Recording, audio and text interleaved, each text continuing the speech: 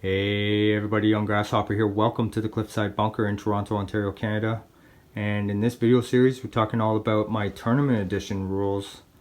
And if you remember, not too long ago, recently, I shot a video, the first of this series. It was basically just an introduction. I did an overview of everything that has changed when talking about my new tournament edition and the modifications involved there.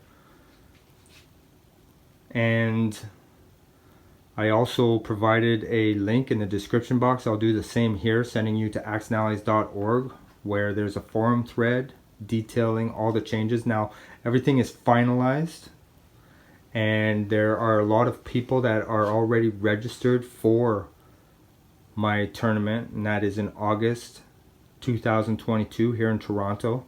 They're already practicing, and I'm shooting these videos to help them, of course, but I encourage anybody to try these, even if you know that you can't make it to Canada in 2022. I want to encourage you guys to change up your out-of-box gaming and try this out. We've been having a ton of fun. Obviously, the goal is to have a tournament structure that runs smoothly, but you know, we didn't want to change everything to the point where it becomes unrecognizable to people that love G40. I don't think that the modifications that I've done validate it, calling it another variant or whatever. I think it's just some things that are needed to make a tournament go smoothly, but it just so happens that it's super fun. And I want to spend this series talking a lot about what I've learned through playtesting and whatnot, and why I think it's so awesome. So in this episode, I really want to hone in and focus on one aspect, and that's what we're going to do from now on throughout the video series. We're going to look at the rules. We're going to focus hard on specific aspects of the rules. There's not a whole lot to go over, so that series, those videos won't last long. And then we're going to get into strategy and tactics. You know, how to win in the tournament, or how to win using these tournament edition rules. So I want to focus in and talk to you now about the United Kingdom. Let's take a look here. We've got 10 pieces. So right here in front of me, we've got the board set up to play Accent Allies 1940 Global out of box. This is our setup. So we're set up to play out of box. Now I'm going to now make the changes to the setup from out of box, and you will see that it's not much at all. So in the forum thread under the new United Kingdom, there's some setup changes involved. I can tell you right now to begin that we're not going to touch anything over here in Europe, and we're just going to start. I'm going to begin. First thing we want to do is we want to start swapping out these pieces, and we're going to basically just be swapping out the color. So the quantities and the types of units are the same. Okay, we are only swapping the British tan for the Anzac gray, and we're going to do that for everything over here.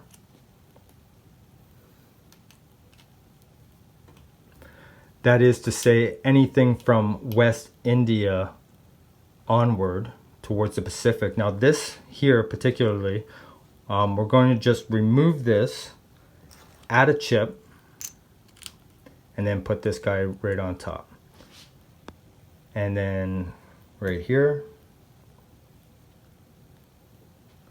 And we're going to do the same with the boats.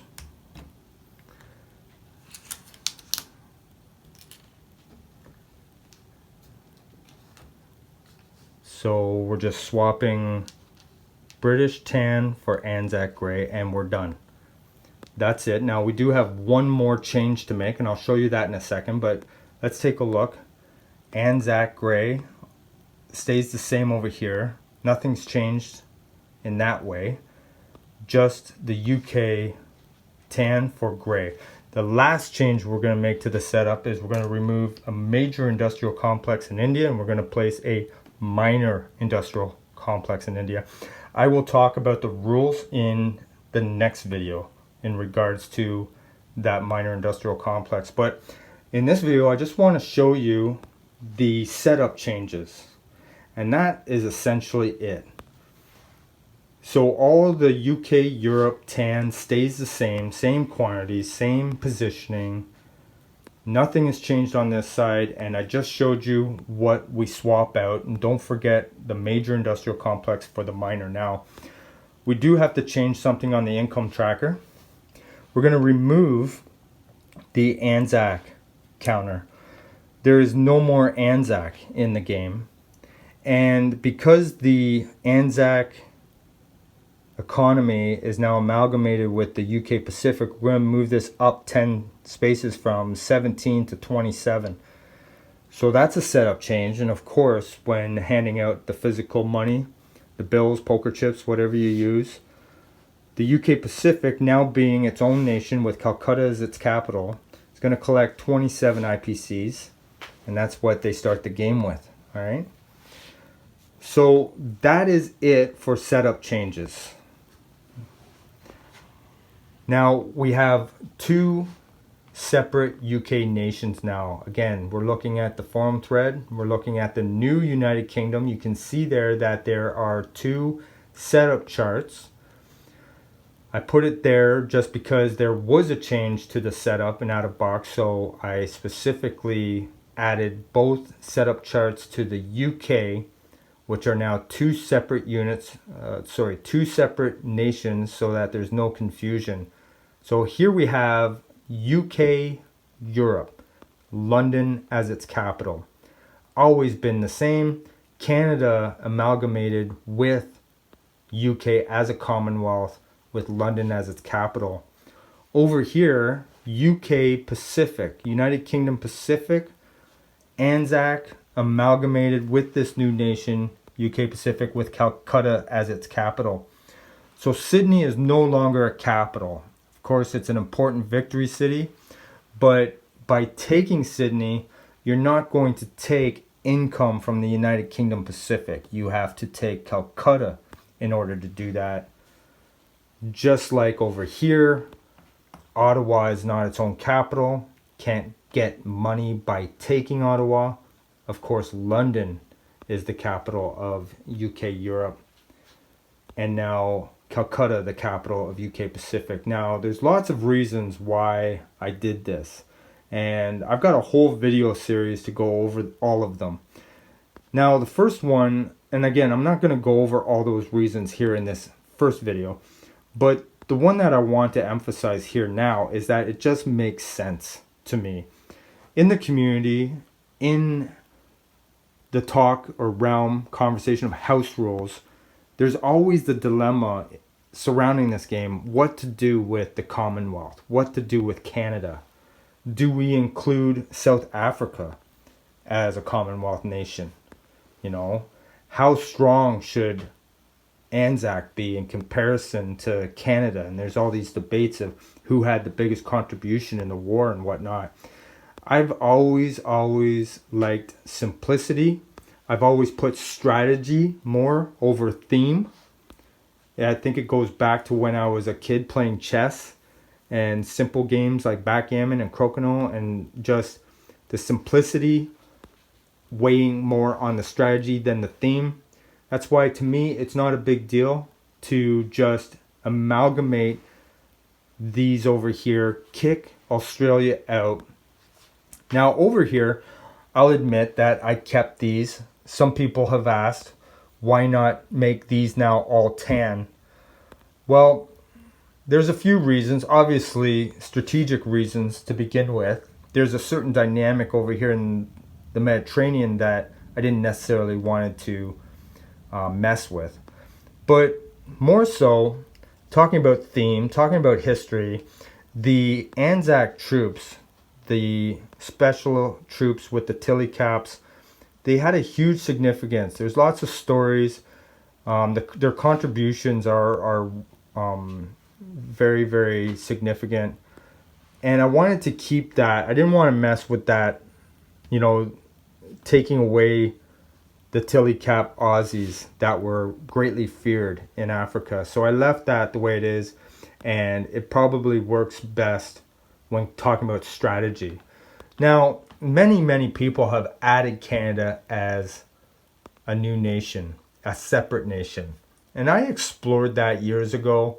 And there's one thing that I'll say about that. And again, there's so many games out there, whether it be HBG 36, whether it be BBR. There's so many games that have just separated Canada and allowed it to become its own nation.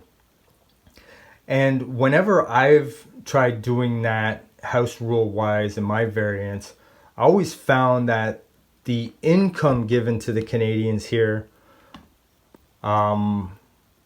so small yet divided, and just like America having difficulty time getting into the war and getting that money, that income, translating it to boots on the ground, because you got a large space to move before you can even get into the fight.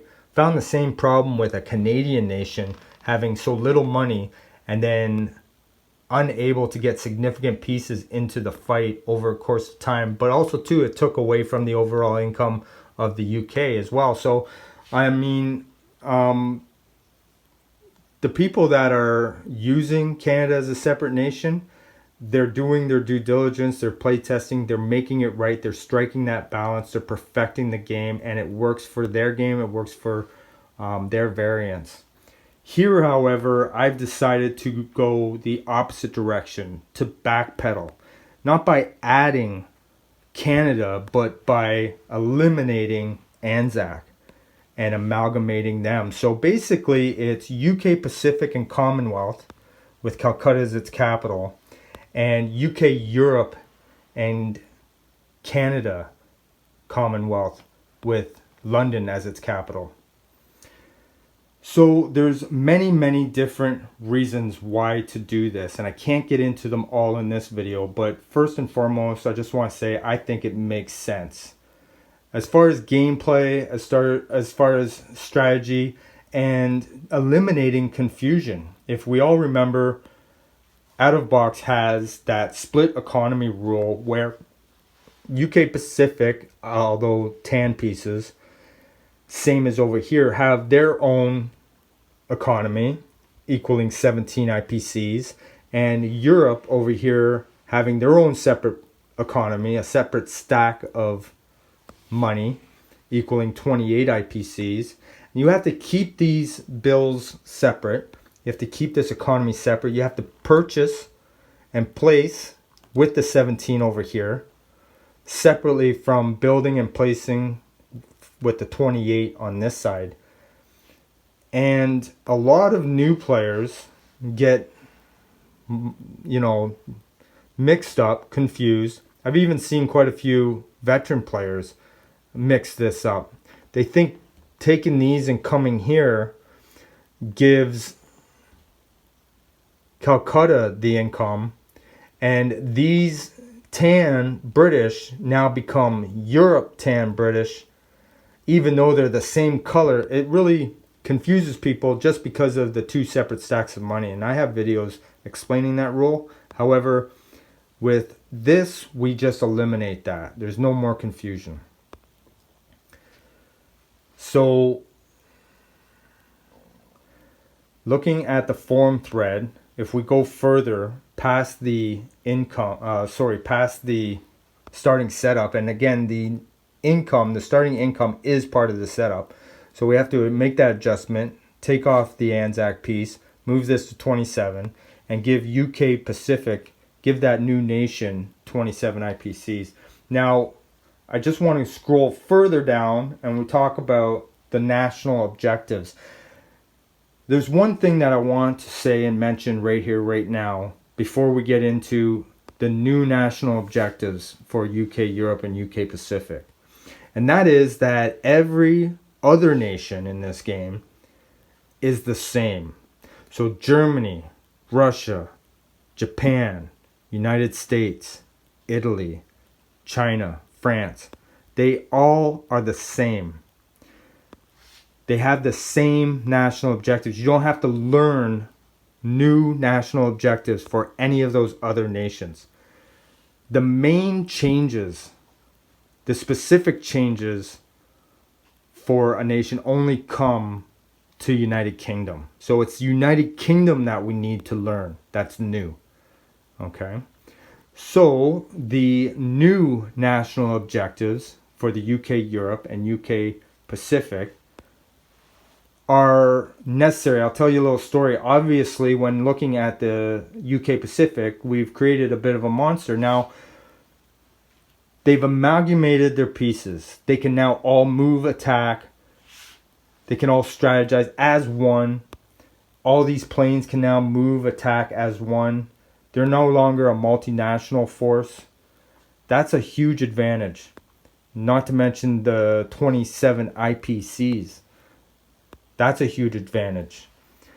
This here is going to eventually become a major industrial complex. We'll talk about that in a separate video. But when it does, then all that money, whether it be 27 IPCs or even more by gaining new grounds, can be placed all on the major industrial complex once it becomes a major industrial complex. But for now, that 27 IPCs can be built here, can be built here. What we've been noticing in the first round is that UK Pacific comes in here, takes Persia, builds a factory here within the first 2 rounds. So that's 3 minor factories with a lot of money and soon to be a major factory with a lot of money.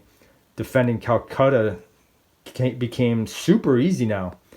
Now, what I'm about to say when it comes to the national objectives might seem like heaping more fortune on top of an already fortunate situation. But I assure you in the next video, we're going to talk about some rules that are in place to balance out this new dynamic, because obviously Japan is going to have a very difficult time up against a nation like this. So if you're thinking out of box, if that's where your mind is with the out of box rules and everything involved with just this, the change, then yeah, it's a massive advantage to the Allies. Now, a lot of people might say that, well, the Allies need an advantage. I always thought that the advantage was required on this side of the board in out of box, right? A lot of people would agree that, you know, this over here in the Pacific, for the most part, in out of box seems very balanced. Whereas over here is where sometimes the war can be lost.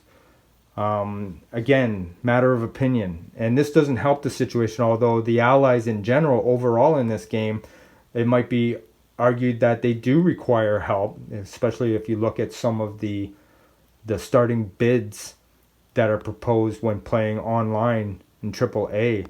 The bids can be upwards of 25, 30, even more in starting pieces to hit the board for the Allies. Anyway, there's other reasons. It's not just balance. This helps with balance, but also too, it doesn't, because it's too much to one side. And I'm going to introduce some rules in the next video talking about counterbalancing this to get it just perfect. And we feel like we've nailed it. Now, obviously, balance can be a reason why to do things, but other reasons like gameplay, speeding up the game, logistics, just overall information management. Like I was saying, the 2 split economies and out of box is not always easy information to manage throughout a game, right? So right away we're cutting out some things that are deemed, you know, somewhat unnecessarily difficult, you know, for something more simpler, more compact. Now, we're going to talk about the national objectives, and like I said, it's going to seem like we're just piling good fortune on top of an already fortunate situation. So here in out of box, and I just want to double check, I don't want to miss anything.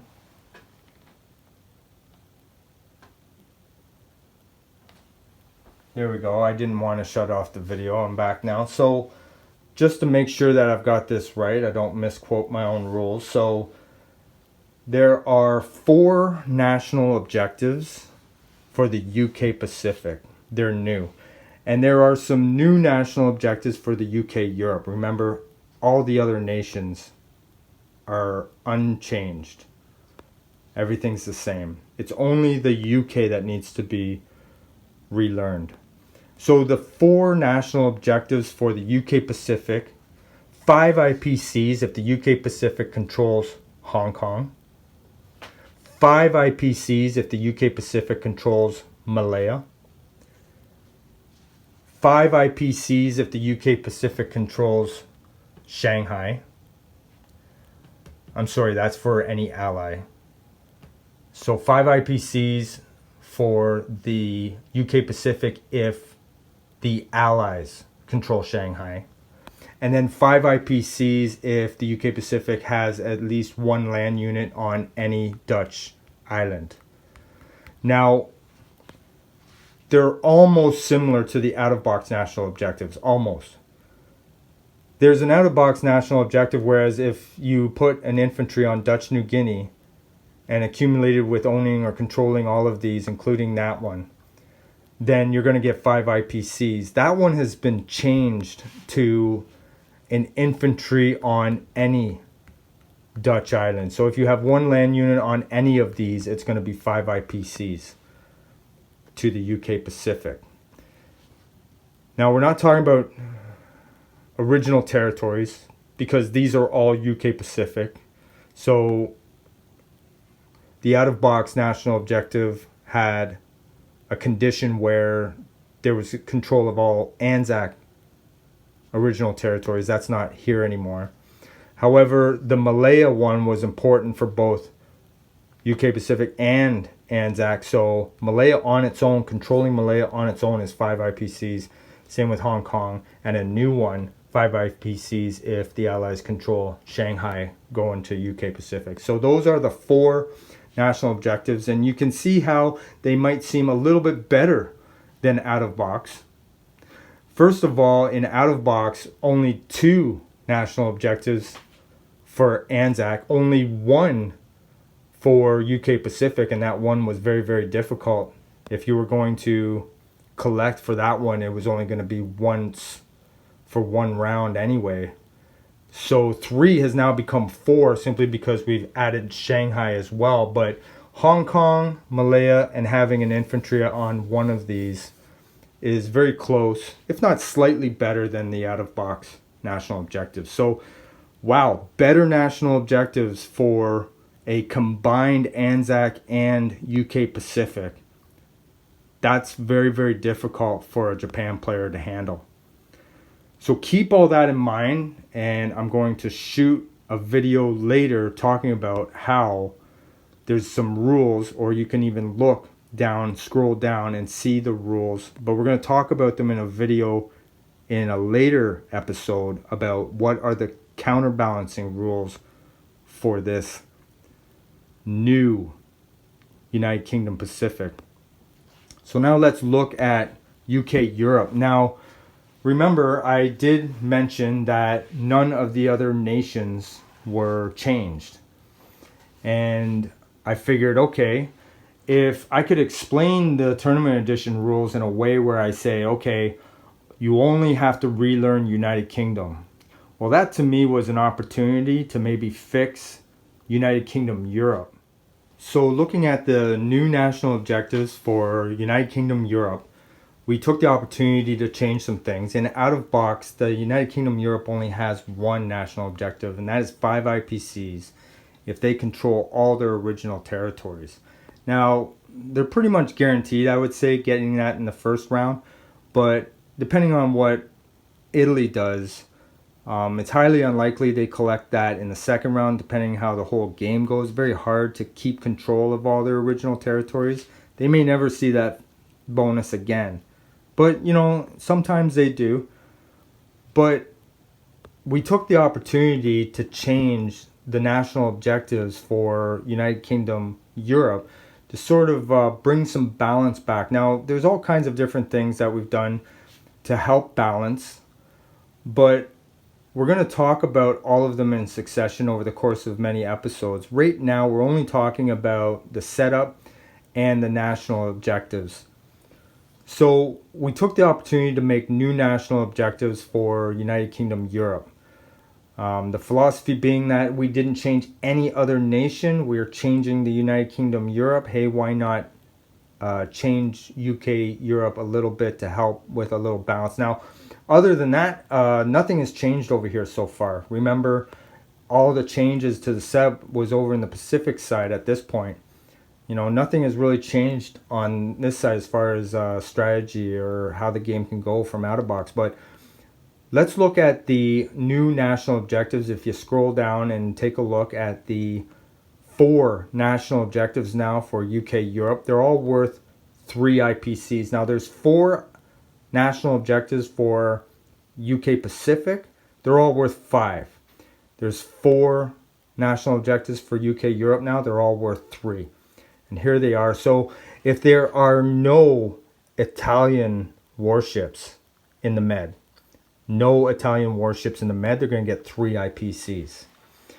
If the United Kingdom Europe has at least 1 land unit on any territory in Europe that was an originally controlled French territory, so we're talking southern France, Paris here, and Normandy. So if they have at least 1 on any of those, they're going to get another 3 IPCs.